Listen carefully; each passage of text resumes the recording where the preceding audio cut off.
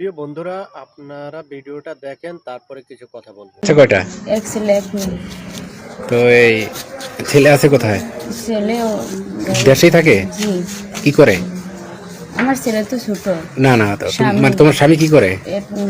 বাজিত Memorial হাসপাতালে নারায়ণপুরে মার্কেটিংয়ের কাজ করে। বাজিদ মেমোরিয়াল হসপিটালে? জি। ও আচ্ছা, তো সে কি কারণে তোমাকে মারধর করার কারণটা কি? কয়েকবার আমার কাছে থেকে টাকা চাইছে, তারপর আমার বাপে 2 লাখ টাকার মতো দিয়েছে। ওই মোটরসাইকেল কিনছে, ফুটো ফাটো করে চলছে। এরপরে হসপিটালের এক মেয়ে লইয়া, তার ঘটনা অনেক, ওই মেয়েরে লইয়া 3 বছরের মতো এখানে সেখানে ছিল। তোমার হাজবেন্ডের নাম কি? জিশান। জিশান? জিশান রাজীব দুইটে। আচ্ছা আচ্ছা, তার বাবার নাম কি? জামাল। গ্রাম? নারায়ণপুর। নারায়ণপুরে? জি। আচ্ছা, তোমাদের এই যে বিয়ের পর থেকে কি এই ঘটনা নাকি? বিয়ের পরে 3 বছর বিদেশ ছিল। বিদেশ থেকে টাওয়ার হাসপাতাল ঢুকা এক সিস্টার মেয়ের সাথে সম্পর্ক ছিল। এর থেকে আমার লগে অত্যাচার শুরু করছে। বলছে ওরা যদি আমি টাকা দিই, ওর মোটরসাইকেল শখ হয়েছে, মোটরসাইকেল কিনবো।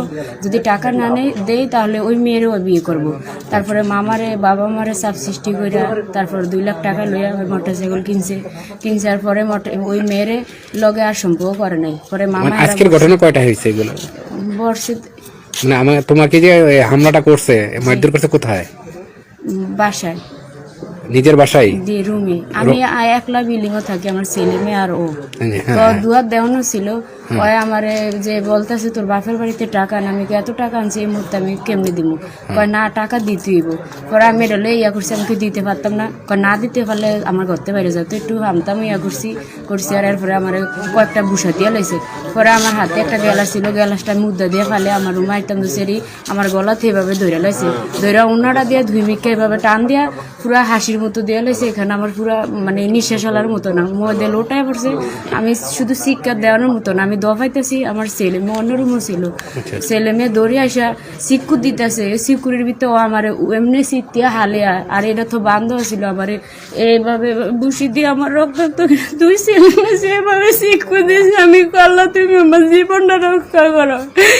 আমার কথাগুলো মনে পড়লে আমার মনে আমি কত কষ্ট করে আমার ছেলে সন্তানের দিকে চাই। আমি আঘাতের পর আগে সেজে গেছি, আর দেখি আজকে লাস্ট টাইম আমার কোনো আর জীবন বাঁচাইছে ফরজ। আমি যদি বাচ্চা দিকে হয়তো আমার ছেলে মেয়ে হয়তো খোঁজ খবর পাবো, আর খবরও মরে গেলে কি আমি খোঁজ খবর পাবো? অনেক কষ্টে মেয়েটারে শিক্ষা দিয়ে যখন আমার গলাতে হাসি দিয়ে শিক্ষা দিয়ে কই মা একটু দরজাটা খোল, আমি মরে যেতে দরজা খোল। মেয়েটা দৌড়ে এসে দরজাটা ছোট তো দরজাটা লাগু পায় না, পরে অনেক কষ্টে দরজাটা খুলছে। আর আমি নিচে দিয়ে ফালাইয়া ইয়াটা দৌড়ে এসে পড়ছি, দরজার সামনে আসছে। আর আমার শাশুড়ি ওই দরজা খোলা অবস্থায় চিৎকার হই না আমার গলাতে এভাবে ধরে লাইছে। আমি ওই উন্নাটা থুই পয়রা খালি জুতা ফাঁদানো পাও দিই না, আমি পয়রা উন্না থেকে চালিয়ে দিয়েছি। আর পরে রাস্তার পাশে এক মহিলা গো বাইর যাই, আমি কই দেখেন আমি মতলব থানাতে তো যাব, আমার একটা উন্না দেন। ওই বেডি এই অবস্থা দিকে শিক্ষার মায়েরা আমার হাতে 100 টাকা দিয়ে দিছে আর একটা উন্না দিয়ে দিছে। তারপরে আমি ডাইরেক্ট মামার কাছে সিনজিওয়ালার নাম্বার লইছিলাম। আমি মামাকে বলি মামা আমার তো এই অবস্থা করছে, আপনি বাড়ির একটু সামনে আসেন। তারপরে মামা বলছে আচ্ছা ঠিক আছে। দেখি ওই সিনজি দিয়ে যে মামার রাস্তার ভিতরে দাঁড়িয়ে রয়েছে, পরে ডাইরেক্ট থানাতে নিয়ে আসছে। আর স্যার হেরা বলছে যে কানে দিয়ে আমার রক্ত পড়তেছে, এখানে হাডা ছিল। তোমার শাশুড়ি কি ঘরে ছিল? শাশুড়ি আমার এইভাবে ধরে রাখছে। আমি ওনাটা ছেড়ে দিই স্যার, বলছে ওনাটা ছেড়ে দুধ দিই স্যার। কয় যা মতলব থানা যায় বা নারায়ণপুরে যায়, আমার ছেলের বালা লাইছে, আমাকে বালা লাইছে, এসব কথা বলছে। আরো গালে গেলে শুরু করছে। আমি তো চলি এসে পড়ছি দৌড়িয়া। তো এরপরে আমার মামা নিয়ে আসছিল আমারে। তোমার বাপের বাড়ি কোথায়? বাপের বাড়ি মনসর। কোথায়? মনসর, মেনাপুরের কাছে। মেনাপুরের কাছে? বাবার নাম কি? বাবার নাম সামাদ। সামাদ? জি। এটা মনিগাঁও নেই? মনসর এটা মতলব চরপাল্লির দক্ষিণে। আচ্ছা, তো এই মামলা করছে আজকে? না, আমি ওই দিনকে থানাতে আসছে বলছে অত সিরিয়াসলি যখন মারছে আজকে না। তোমাকে মারধর করছে কয় তারিখে? শনিবারে রাত্রে 8টায়। এগুলো কি এখন পর্যন্ত এই অবস্থা? তো হ্যাঁ, ট্রিটমেন্ট করছে।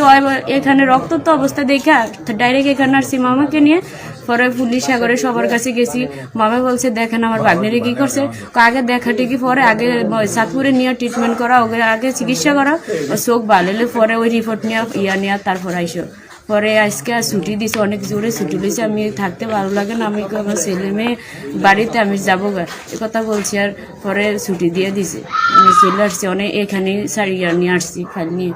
ধন্যবাদ। বর্তমান সময়ে সারা পৃথিবীতে যেখানে সবাই জ্ঞান বিজ্ঞানে এগিয়ে যাচ্ছে, সেখানে আমরা কেন পিছিয়ে থাকবো? আমরাও এগিয়ে যেতে চাই, আমরাও জানতে চাই সকল কিছু, যা কিছু মানুষের জানার দরকার, যা মানুষের মঙ্গলের জন্য, যা মানুষের সামনের জীবনে কাজে লাগবে, সেই সব বিষয়ে আমরাও জানতে চাই এবং আমাদেরকেও জানতে হবে, আমাদের পরবর্তী প্রজন্মকেও জানাতে হবে। তো প্রিয় দর্শক, আমাদের ভিডিও আপনাদের কেমন লাগে তা অবশ্যই জানাবেন।